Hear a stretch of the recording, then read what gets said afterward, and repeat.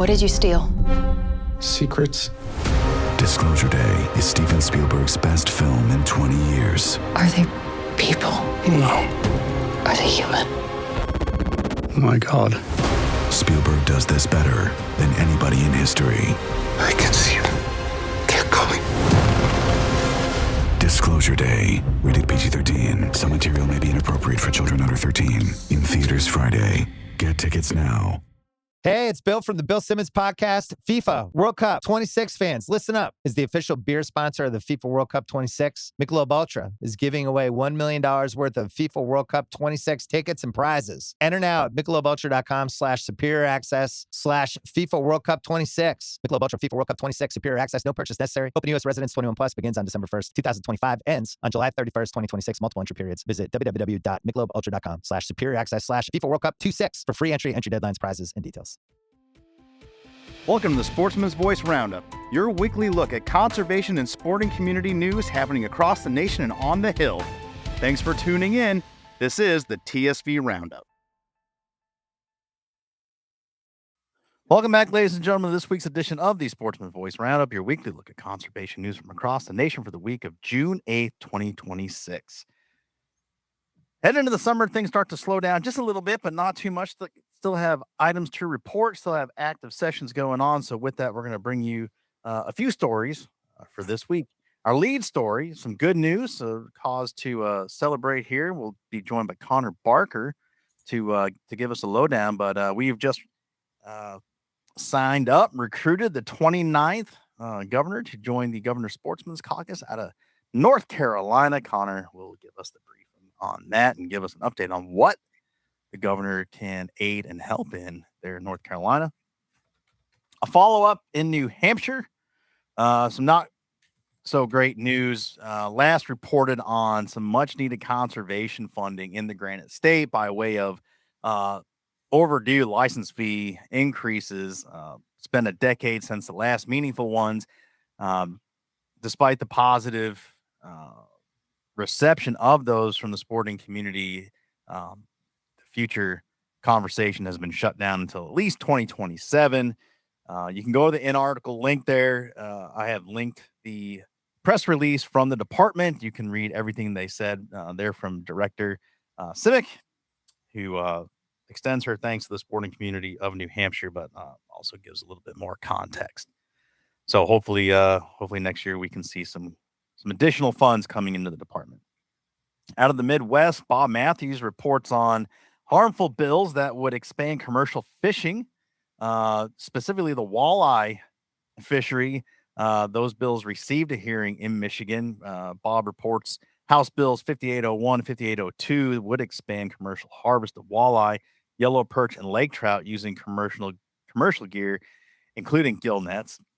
That's a terrible idea. And if you don't know what a gill net is, it is just literally a net that is indiscriminate and catches anything that will get stuck in those net holes. If they're small enough to make it through, they get past. If not, you're catching your perch, your walleye, your lake trout, and anything else that's too fat to get through there. So not a great idea, but you can read Bob's reporting on that. And finally, we head west to California, where we get an update on previously reported bills from Kaylee Mortensen, specifically Assembly Bill 1912, which would allow bow hunters to carry a concealed firearm while archery hunting during the deer season. Senate Bill 948, which would require individuals purchasing, selling, or transferring firearms to complete an 8-hour firearm training course that includes live fire instruction.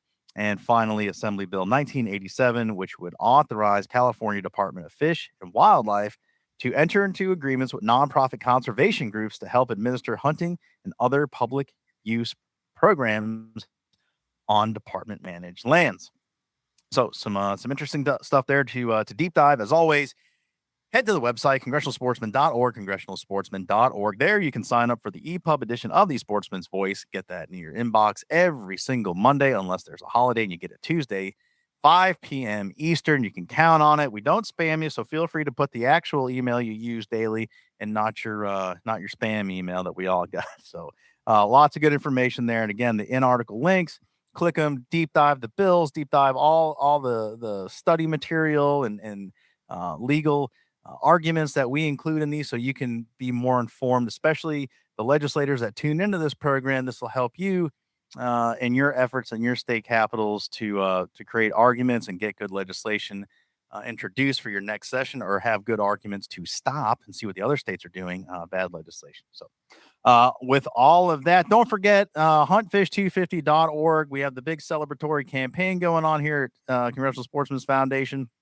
Go there, check out the cool stuff we've got going on there, some cool swag, but it is a year-long celebration. To that end, we have our podcast series, the Hunt Fish 250 podcast series, where we're taking you before our founding all the way to present day and looking into the future, some species highlights, how conservation at the beginning of our founding has helped reinvigorate populations, fur, fin, and the hooved ungulates out there. We had almost everything extrapolated from the landscape in the early 1900s, and now we have so much. So we tell that story with some special guests, so make sure you tune in. Okay, catch my breath. All that being said and out of the way, we welcome now Connor Barker with some great news. 29th governor to join the GSC. Connor, welcome to the show. Give us the lowdown on your governor there in North Carolina. Talk about the issues he can help on, and why was this so important? What does the GSC do?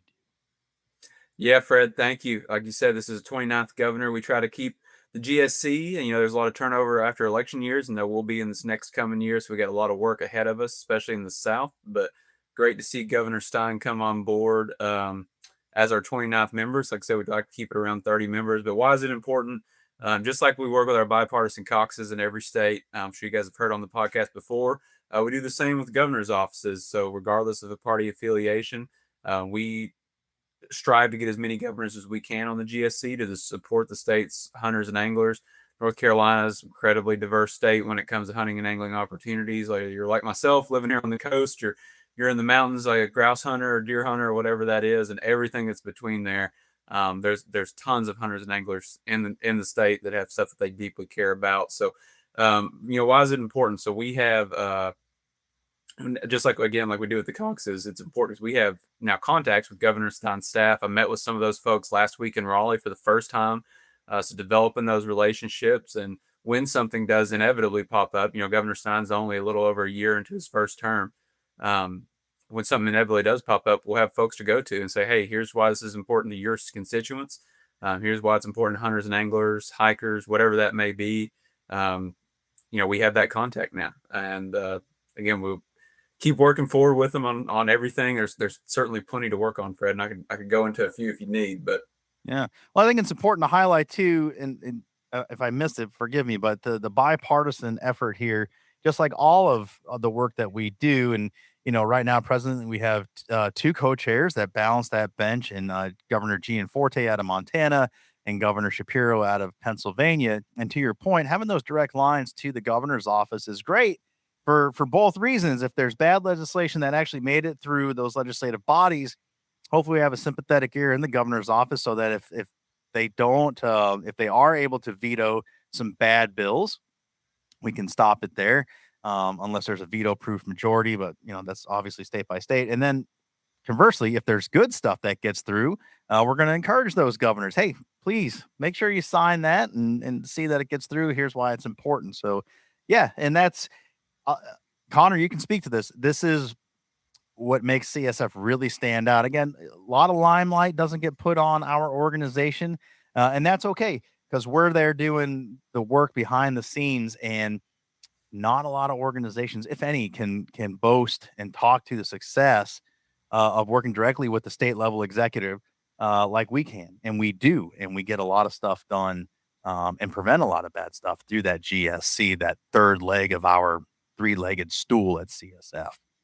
Yeah, you're exactly right, Fred. And like I said, there's no shortages of issues in North Carolina. We're in the short session this year, meaning they primarily focus on budgetary items. There's a few other things they will work on. But next year, when that this is the year 2 of the 2-year session, so that'll reset next year. So it's all steam ahead next year when they're back in Raleigh during the long session. So it's great to have Governor Stein on board now, and that's something, like you said, regardless of what it is, good or bad, that we are now able to, not that we couldn't before, but now we have the avenue to work with the governor. He understands the importance of what we do and everything that we represent for North Carolina's hunters and anglers. And now I live in North Carolina for the first time in my life. So I'm a constituent of Governor Stein's and a hunter and an angler right here in North Carolina. So it's great to see the representation. So You got some work to do.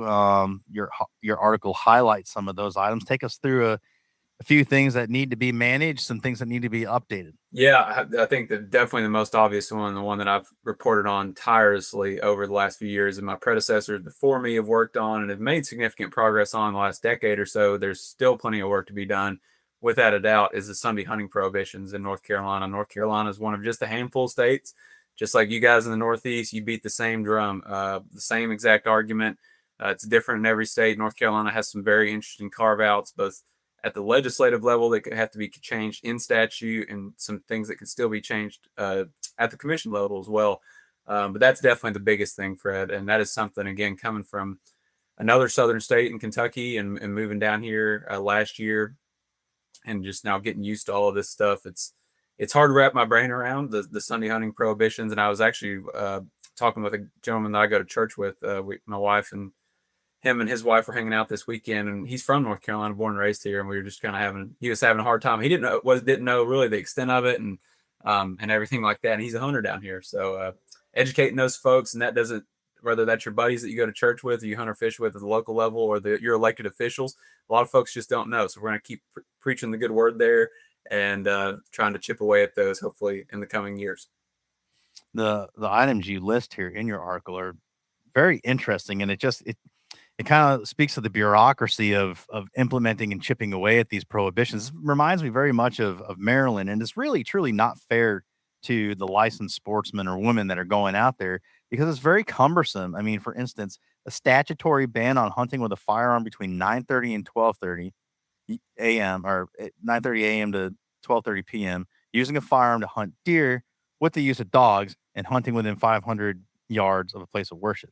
Like, what? That's just so much information to process, and it just makes it, lack of a better word, kind of a pain in the ass to go out and hunt.